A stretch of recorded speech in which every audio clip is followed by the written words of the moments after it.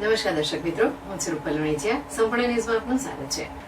Dhanera police સ્ટાફે સોમવારે Nenava checkpost પર ચેકિંગ દરમિયાન રાજસ્થાન નિગમની બસમાં ડ્રાઈવર પાસેથી 12 કિલો ચાંદી ઝડપી પાડી હતી. ₹9.88 લાખની ચાંદી જોધપુરના 2 શખ્સોએ ડ્રાઈવરને આપી હતી, પરંતુ બિલ ન હોવાથી પોલીસે ડ્રાઈવરની અટકાયત કરી હતી. પીઆઈ એટી પટેલે સોમવારે સ્ટાફ સાથે પેટ્રોલિંગમાં હતા તે દરમિયાન બાતમી મળી હતી કે રાજસ્થાનની બસમાં ચાંદી આવી રહી છે, જે નેનાવા ચેકપોસ્ટ ઉપર ચેકિંગ હાથ ધર્યું હતું.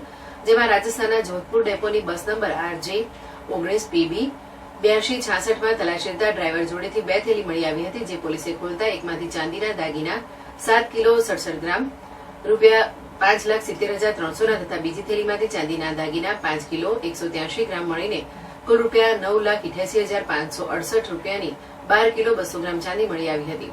ડ્રાઈવર મેઘસિંહ, હીરસિંહ, હમીરસિંહ સોલંકી રાજપૂતની પૂછપરછ કરતા તેણે જણાવ્યું હતું કે જોધપુરના મનોજભાઈ ગોસ્વામી રહેઠાણ સોની બજાર જોધપુર તથા કોમલભાઈ રાજપુરોહિત રહેઠાણ જોધપુરે સવારે 9:30 વાગે આપી હતી અને જણાવ્યું હતું કે ડીસા બસ સ્ટેશન પાસે પહોંચશો ત્યારે 2 પાર્ટી લેવા માટે આવશે, એટલે મને ફોન કરી વાતચીત કરાવી માલ આપવાનું જણાવ્યું હતું. જેથી પીઆઈ એટી પટેલે બિલ માંગતા બિલ મળી ન આવતા ચાંદીનો જથ્થો શંકાસ્પદ જણાતા પોલીસે ગુનો નોંધી ડ્રાઈવર મેઘસિંહની અટક કરી વધુ તપાસ હાથ ધરી હતી.